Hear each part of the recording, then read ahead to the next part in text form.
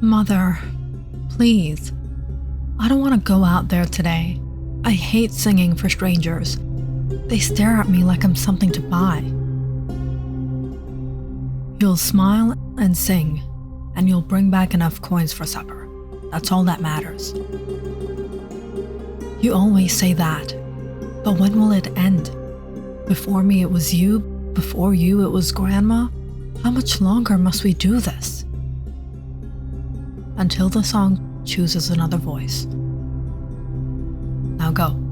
The sun is down, the tourists will be out, and remember, sing it true, or it will sing for you.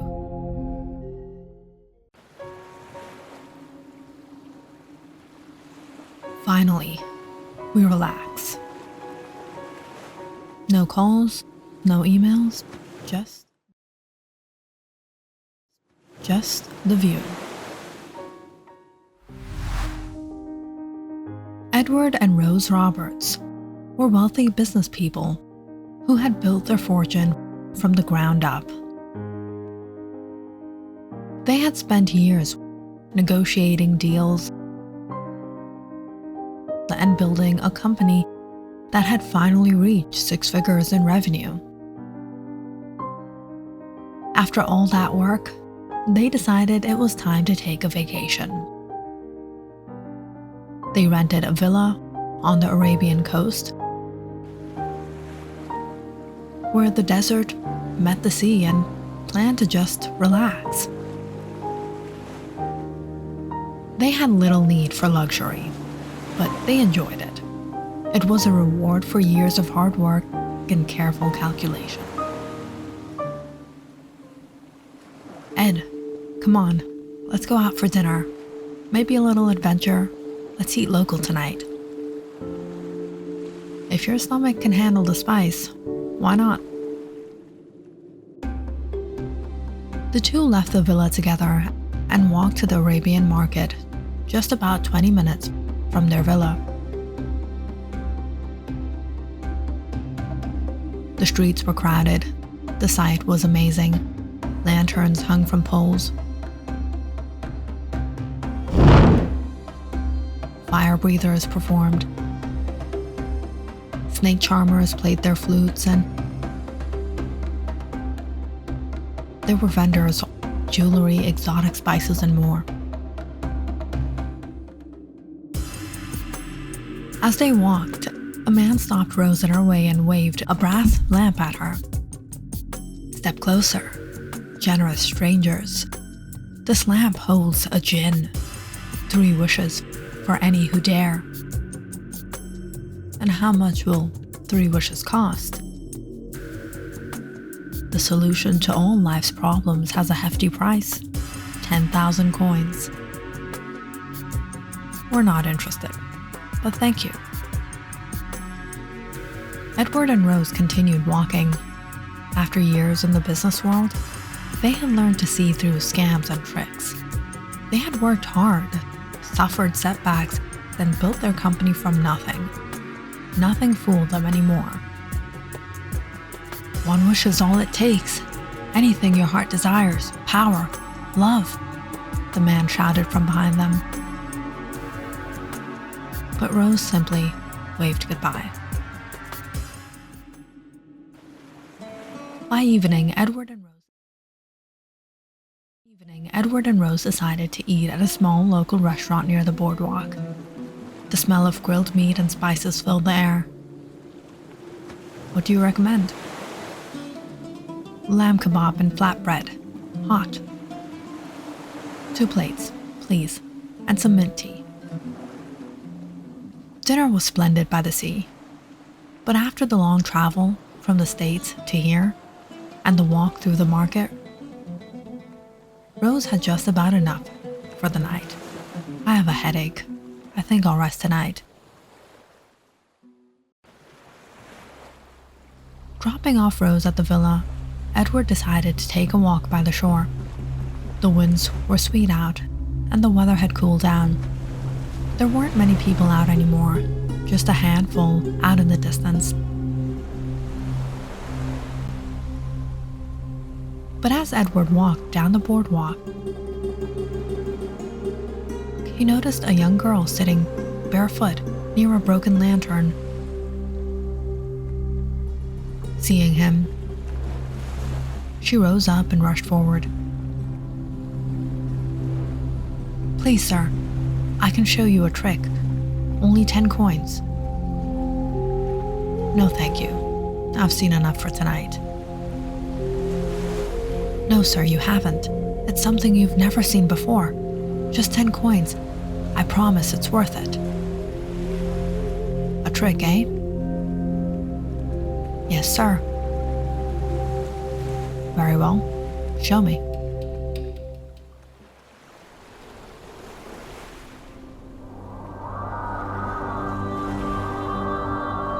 The girl smiled, removed the belt from her waist, and began to sing.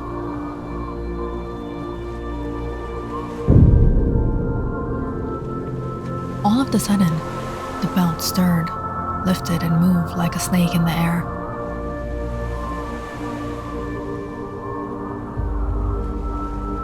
Edward laughed, shocked and amazed.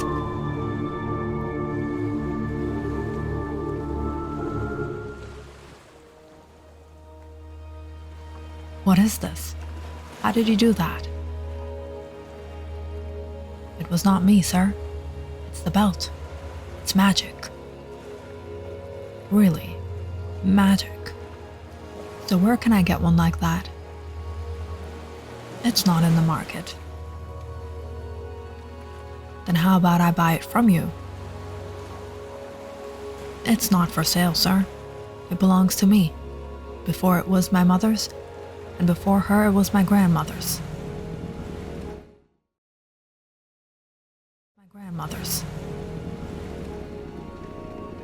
Edward dropped 10 extra coins into her hand. "Thank you, sir."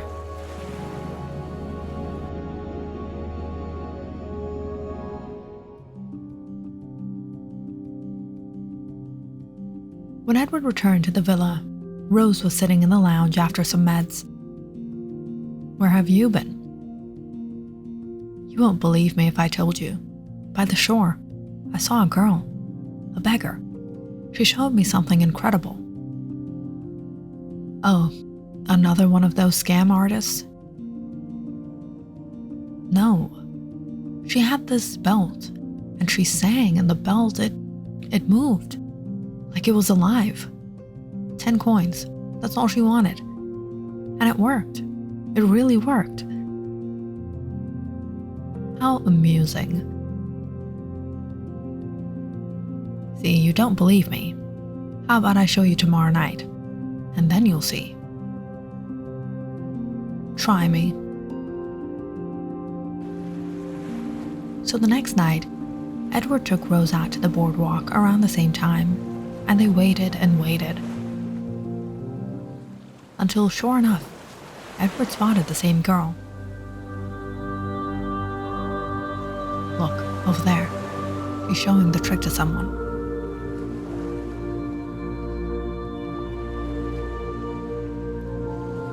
Seeing the magic with her own eyes, Rose's eyes lit up. "Really? Do you know what people would pay for something like that? We'd be millionaires all over again." "It's not for sale. She said it was her mother's. She said it was ancestry. Then we'll make it ours." "How?" "We want the belt, not the girl. So we get rid of the girl." Edward and Rose Roberts had not become rich by honest work. They had stolen ideas from smaller companies and claimed them as their own. They had sold products that didn't work, collecting money from investors who trusted them. When lawsuits came, they quietly settled, leaving others to take the blame.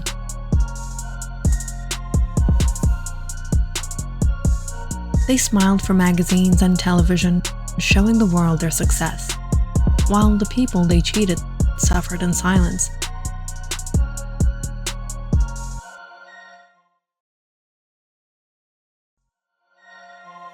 They had built their empire on cunning, lies, and greed. Every deal, every opportunity had been a step toward power. They had learned to take what they wanted. And now, in this villa, they were exactly the kind of people who would kill for one more edge. Edward turned to Rose. But how will we get it? Rose smiled. We'll find a way. The next night, Edward returned to the boardwalk. The girl was sitting in the same place.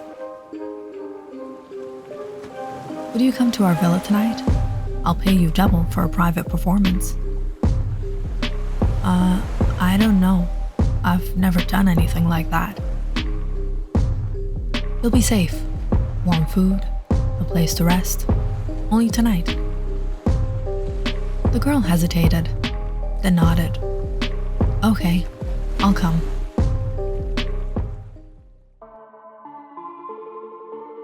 Inside the villa, Rose greeted her with a smile. Welcome, beautiful young lady. Please sit. Have some food. You must be hungry. The girl ate quietly. When they were finished, Edward said, Show us the trick, please.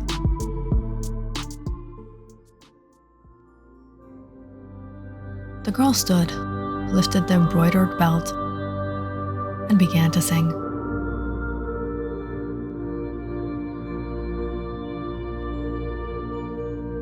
The belt stirred, lifted, and coiled like a snake in the air.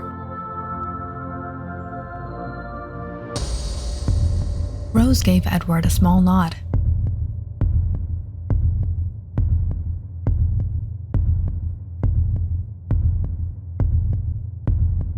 He moved quickly,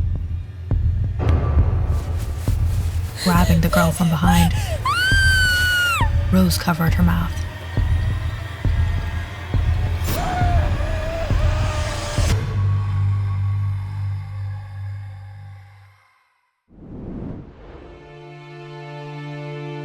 Centuries ago, in the desert kingdom of Al-Qadim, there lived a poor seamstress named Mira. She was known for her beautiful embroidery.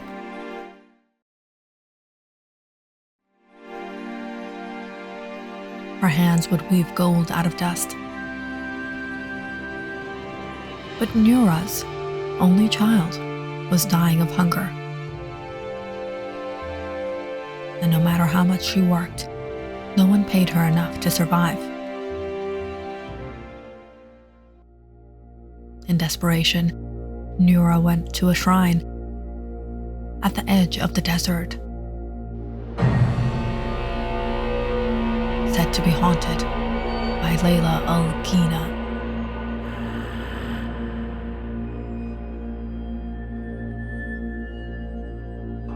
The Jinn of Song. Mira begged for wealth and power to keep her family alive. The Jinn agreed to help her, but at a price. Weave your wish into cloth, sing your hunger into the thread. I will answer, but the song will never be yours alone.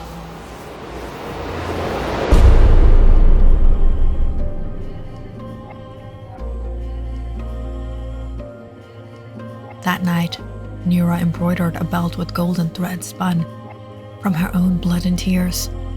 As she sang to it, the belt shimmered and came alive, writhing, twisting like a serpent. It obeyed her song, danced in the air, and brought her coins from those who watched in awe.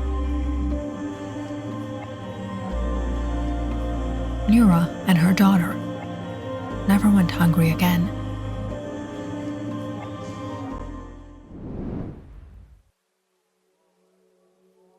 Edward pulled the belt from the girl's waist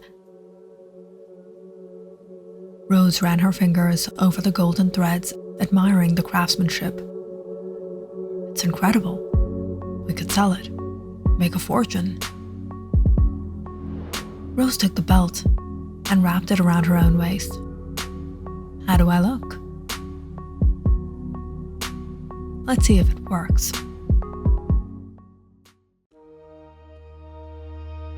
She hummed softly, then sang a few notes, trying to match the tune the girl had sung. Edward watched, leaning forward. But nothing happened. Doesn't work. What a waste of time. Rose threw the belt onto the floor.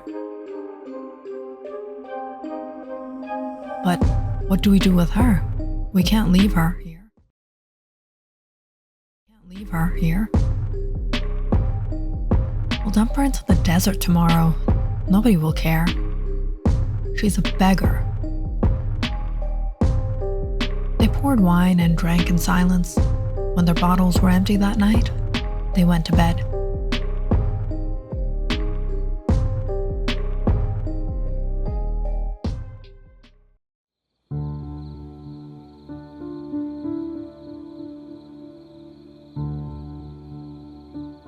Where is Mira?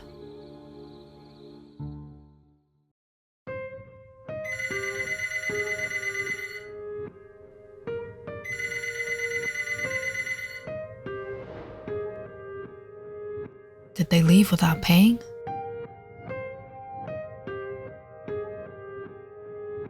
The next evening, the villa's owners arrived. They had tried calling the couple all day, but no answers. They knocked, no reply.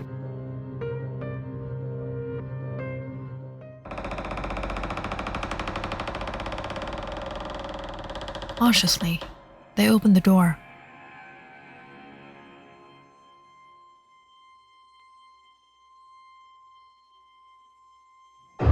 But what they found shook them to their core. Edward hung from the ceiling fan, the embroidered belt tight around his neck. How? Why would he do this? And his wife? Rose lay on the bed, eyes wide, blood on the pillow. Her tongue is gone. We have to get out of here.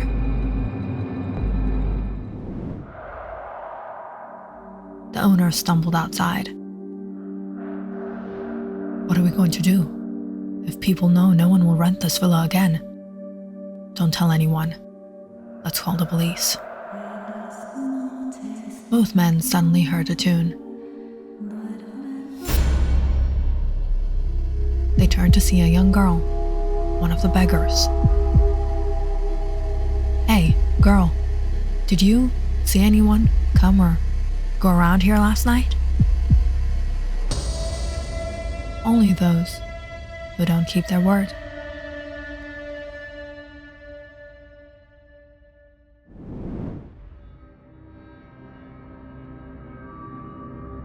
Mira and her daughter never went hungry again.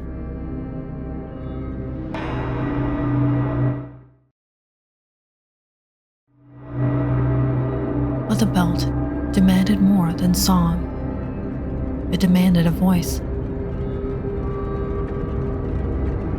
When Mira grew old and her voice began to fade, the belt began to tighten around her throat, hungry for the music it knew.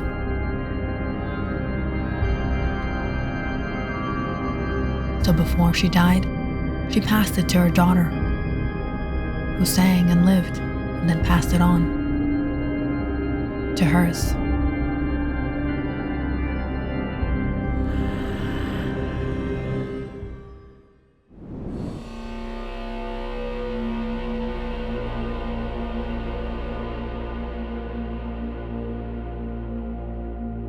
Click on the subscribe button and check out more awesome videos on our channel.